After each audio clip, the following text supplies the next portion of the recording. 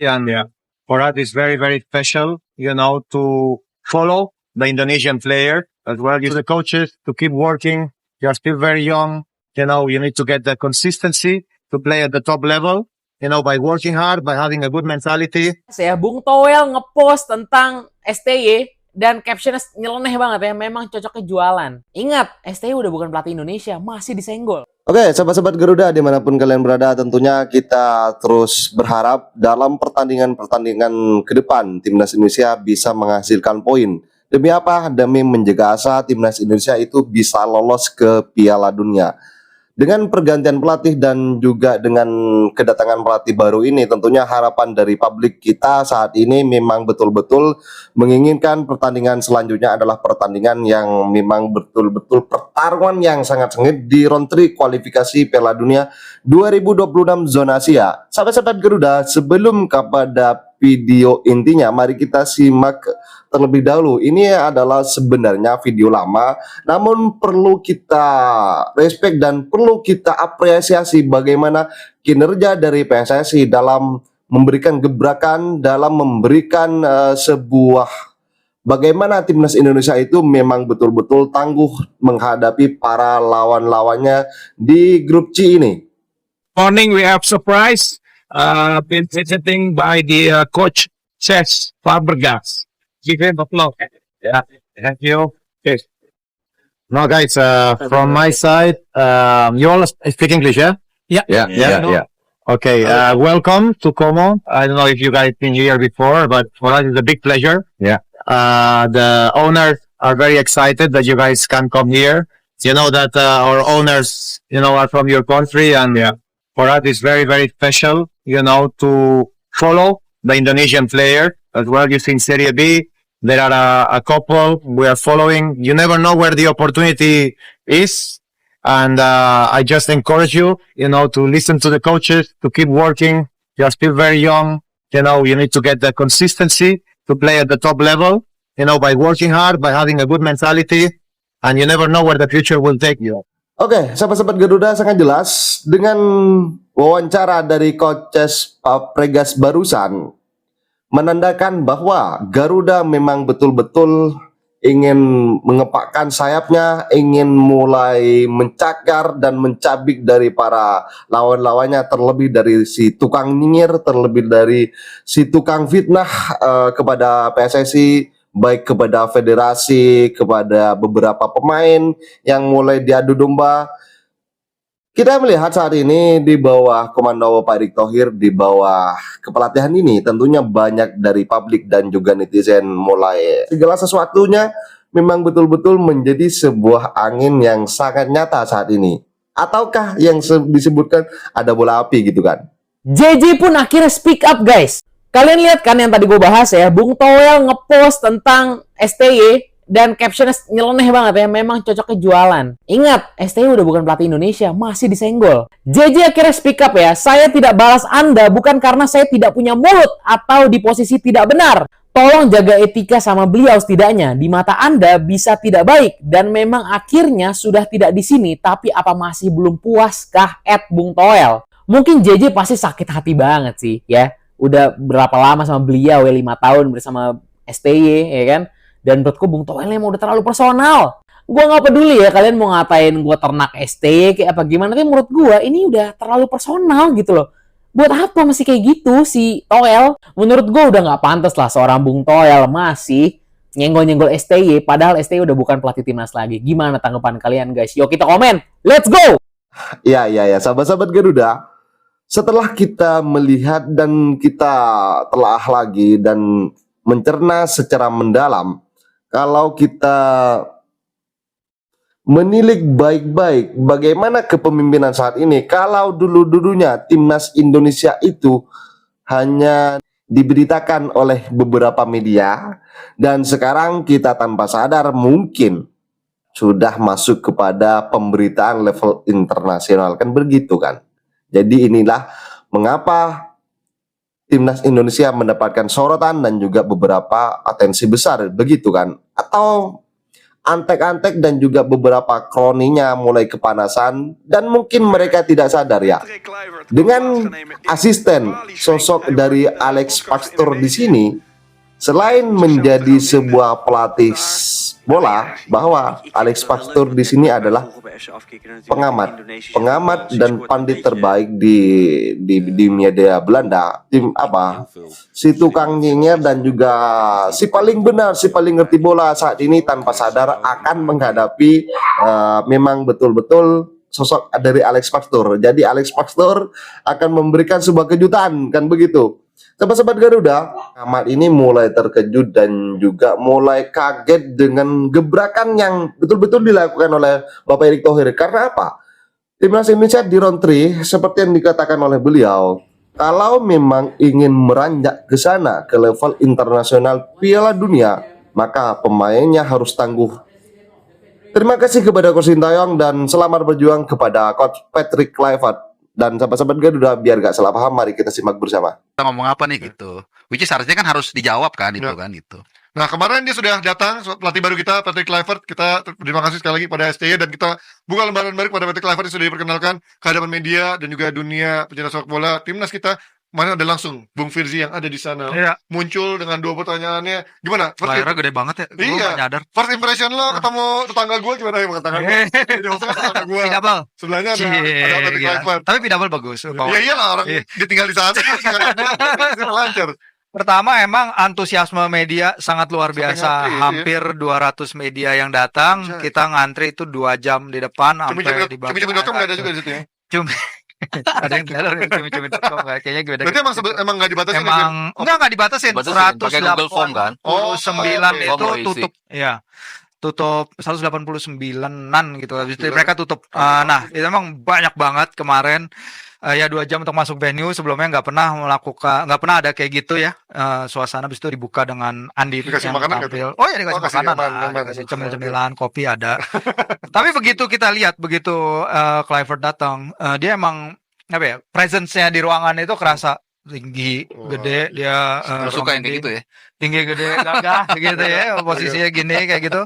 Mateng Dan gitu ya. matang, pengalamannya matang kan? Mateng. Iya, duduk. Dan emang kalau dalam sesi konferensi pers emang biasanya hal-hal pertanyaan banyak disebar ke floor ya. Tapi kali ini lebih banyak pertanyaannya diambil oleh Pidabel, tapi cara dia menyampaikan pertanyaannya Mewakili kontekstual, mewakili pertanyaannya banget ya. untuk hal-hal di dalam lapangan itu emang mewakili banyak gitu.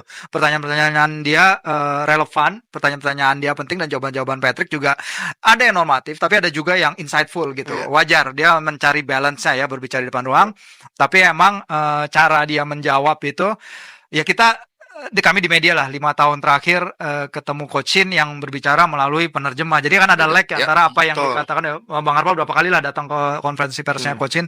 Ada lag antara apa yang dia sampaikan dengan penerjemah, dan selalu kan beda ya. Iya. Secara kontekstual lewat penerjemah atau langsung dari Pasti ada distorsi penerjemah. walaupun sedikit ya. Iya. Pasti ada. Itu inevitable pasti. Iya. Dan yang paling menarik juga adalah bukan hanya soal apa ya, basicnya lingualnya kan. Itu kan soal lingual kita bicara. Tapi juga inilah perbedaan antara orang Asia pada umumnya, pelatih-pelatih Asia dengan pelatih-pelatih Eropa. Pelatih-pelatih Eropa tuh harus diakui kalau presentasi tuh enak banget, preskon. Iya. Dia straightforward apa adanya, kemudian juga dibantu dengan bahasa Inggris yang bagus. Jadi tadi nggak ada lag. Bahkan kalau gue masih ingat ya, pertanyaan tahun 2009 final Liga Champions, tim lu Ji, lawan Barcelona, Iya. itu ada wartawan yang nanya ke Pep Guardiola soal insiden ini bahasa Nyimeng si Guardiola. Waktu dia main di Brescia atau di Roma. Zaman dulu. Tadi kan ada kasus tuh. Aib dibuka lama. Nah, ditanya, lu membuat ini final di Kota Roma ini membuat lu ingat akan hal itu nggak? Dan dia jawabnya normal aja. Bahkan kalau kita ingat, kalau nggak salah pas di Istanbul di 2023, dia tanya soal ini. Jadi ada buku-bukunya si Eto'o atau Thierry Henry gitu. Katanya tuh ego lu tinggi ya. Eto'o berarti yang Nah, ngomong. itu terus dia bilang, "Ya, segini ego gua," katanya. Nah, itu normal gitu loh pertanyaan-pertanyaan itu ya. Tinggal kalau lu nggak suka kayak Mourinho kan yang dia ninggalin ruang preskon, tapi nggak ada jadi perkepanjangan. Nah, kalau dengan pelatih-pelatih Asia pada umumnya itu nggak bisa begitu.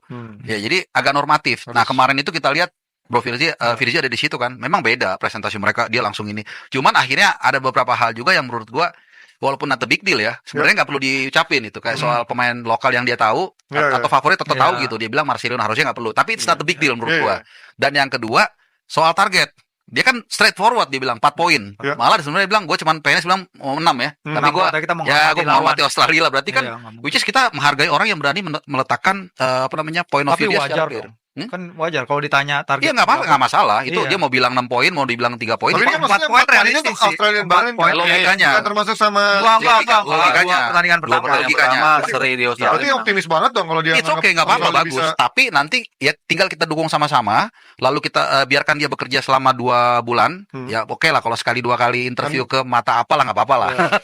Asal Tapi jangan kan- ke podcast kali ya. Iya, jangan terlalu banyak lah. Iya. Dan base-nya dia kan nanti kayaknya nggak di sini nih. Dia bilang I will be back in few weeks katanya. Iya, iya. Nah, Back and forth next month. dia bilang. Bulan depan kan Bulan akan depan, balik iya. lagi. Dan tapi satu ya kritikan gua. Menurut gua ketika dia template mengatakan pemain lokal ada the hearts of the Iya, itu menurut gua menurut nggak gua perlu sih. itu kontradiktif. Nggak perlu. Nggak perlu. Dia bilang aja kalau menurut gua Iya. ya semua pemain itu equal. Yang bagus gua akan panggil, kalau yang enggak udah selesai. Iya, Kenapa? Karena kan lu kan didatengin ke sini sebenarnya untuk mengakomodir situasi komunikasi ruang ganti dengan pemain diaspora. Katakanlah Iya, seperti iya. itu. Tapi kalau lu kemudian bilang gua untuk pemain lokal, gua itu kayaknya agak gombal. Menurut gua itu aja sih. Iya. Cuman again, Lip service doang. lip service. Cuman Tapi itu kayaknya bagus itu untuk yang diperlukan untuk kondisi sekarang. iya, kalau memang Iya. kalau orang jeli itu sebenarnya kontradiktif. Cuman Iya, iya. untuk lip service, untuk diplomatis, emang itu it works gitu supaya pemain lokal ini juga nggak merasa left out gitu. Karena sekarang kan kalau dulu mungkin pemain diaspora merasa nggak ada sandarannya. Kalau sekarang takutnya pemain lokal ini merasa tidak ada sandarannya. Ya, Nah ini yang mungkin mau diantisipasi sama Kluivert dengan mengatakan mereka penting loh gitu. Ada beberapa hal yang pengen gue tanyain sebelum ke Mas Aryo ya, Mas. Kemarin kan ada beberapa pertanyaan yang kalau sebelum preskon itu sesudah kan dari Mata Najwa kan? Sesudah Mata Najwa tuh malam Sebelumnya. kemarin. Karena kan Iya. sebenarnya ada beberapa pertanyaan yang sedikit-sedikit mirip ya, termasuk kasus yang judulnya, termasuk kasus yang pertanyaan soal teknikalnya. Tapi yang menarik soal pertanyaan itu pemain naturalisasi itu yang kok akhirnya Kluivert bisa kebablasan ngomong dia sudah berbicara dengan Jairo. ya dengan Jairo dan juga pemain-pemain lain itu gimana konsepnya itu? Jairo emang surat-suratnya kan waktu kemarin itu gua ngobrol dengan wakil ketua komisi 10 ya di lalu itu A1 PKB. Tapi emang dikasih tahu ada surat yang udah lagi diproses Proses. terkait Jairo dan itu Pak Erik juga udah bilang Tadi dia sendiri udah bilang memang di masih dalam press conference proses. tanggal 6. Emang oleh Romeni dan Jairo, tapi oleh Romeni udah jauh Udah nih. tinggal sumpah kan kalau Iya, oleh Romeni udah jauh. Nah, dia emang mengatakan itu ya memang kalau dia mengatakan itu seharusnya ya at least sudah 95%, 98% udah hampir pastilah bergabung. Emang dan ini dia bilang kan bukan hanya ini loh. Saya ada bicara dengan beberapa ya. orang lain yang dia ya sekarang dia masih nggak bisa sebut namanya, tapi kalau dia udah sebut namanya ya kita harap dia akan cepat bergabung walaupun mungkin belum Maret ya karena paperwork dan lain-lain mungkin belum bisa Maret mungkin di window Juni, tapi Romeni hampir pasti bisa turun di Maret. Jadi memang kita juga masih menunggu Alex ya, Pastor juga belum datang Iya, katanya Pastor lanjut. Februari dia bakal datang juga. Tadinya kayaknya hari ini dia mau datang tapi nggak tahu deh jadi apa enggak, tapi yang pasti Februari. Iya, soal Jairo gue seneng dia jawab itu. Kenapa? Karena itu kalau nggak salah di situ kan dia sempet ragu mau jawab ya. Iya, Dia iya. kayak ngasih kode ke Pak Ketum, kayaknya gue boleh jawab nggak kira-kira gitu ya. Terus kayak Pak Ketum oke lo bilang deh. Dia bilang Jairo. Kenapa? Karena kalau kita lihat dari karakternya si Patrick Kluivert berkaca dari Piala Dunia 2014, dia tuh selalu perlu satu orang yang tukang jagal di tengah. Nigel de Jong. Selalu tuh karakternya. Bukan hanya DM ya, yang DM yang benar-benar mau mati untuk jaga lini tengah. Dan menurut gue seharusnya ya kalau nggak ada Jairo, mungkin peran itu ada di diri dalam seorang Nathan. Tapi Nathan udah nggak main dari 28 Agustus sampai detik semalam di FA Cup. Jadi susah. Nggak turun ya. Tapi ada di bench terus kan dia. Ada di bench. bench. Nggak pernah main. Nggak pernah main sama sekali. Sementara Kluivert ngomong kan, minute play sangat penting. Nah, ini yang berarti- pengen gue tanyain juga. Berarti nggak masuk. Nah, makanya Jairo ini akan menjadi pemain kunci di tengah ketika ingin mengimplementasikan ide-idenya Patrick Kluivert, Junto, Alex Pastor. Iya, iya. Jadi makanya gue senang berarti udah nih Junto. Jairo itu penting banget untuk nanti segera dinaturalisasi untuk memerankan filosofinya si Patrick Kluivert di lini tengah nanti. Mungkin duet sama Ivar Jenner kemungkinan besar. Karena Ivar Jenner kan lebih agak box to box lah ya, masih bisa agak nyerang, bertahan. Nanti Tom Hai mungkin agak bebas. Nah, Jairo ini yang akan jadi tukang jagalnya kalau memang semuanya lancar dan gue yakin itu akan lancar karena jaraknya masih ada 2 bulan untuk proses naturalisasi. Nah, minutes play itu Mas Aryo, lo pikir ini akan bisa terrealisasi kalau mengingat kita even yang diaspora pun minutes of play-nya banyak yang minim gitu di luar negeri sana. Iya. Ya gue Even takutnya. oleh Romania aja sekarang kan udah belum main gitu kan di Oxford. Ya gue takutnya justru jadi bumerang ya. Ya itu maksud gue Ucapannya- kayaknya dia terlalu ucapannya banyak itu kan. memberikan lip service yang enak untuk para penanya-penanya Iya, itu gak sih? kan something yang menunjukkan fairness lo kan. Iya, iya. Fairness dia mengangkat pemain lokal kita. Betul. Hard of it, Fairness juga tentang ya kalau kita bicara timnas kan seperti itu. Kalau lu nggak dapat minutes play, lu nggak akan gue panggil. Itu kan emang lazim terjadi di timnas manapun seperti Betul. itu gitu. Cuman pada faktanya timnya Sintayong sebelum ini kan banyak pemain yang nggak dapat minutes play. Ya. Seperti Marcelino juga, Ya. tapi kan fine-fine aja ketika dimainkan gitu. Ya. Artinya kan relevansinya untuk timnas kita dalam era Sintayong itu nggak terlalu mengaruh menurut gua gitu ya. Ya. Kalau kita bicara pemain-pemain kita yang jarang bermain di luar, ya Arhan tetap bisa main. Justin Hubner bahkan. Asnawi, Justin Justin Hubner Hubner, tetap bisa main dengan kualitas dia. Iya. Termasuk ya Marcelino yang paling itu ya main di DNC cuman hitungan di bawah 10 menit kan dalam beberapa pertandingan juga gitu. Artinya ya belum tentu lu nggak bermain itu lu nggak bisa execute game plan ketika lu tampil di timnas senior.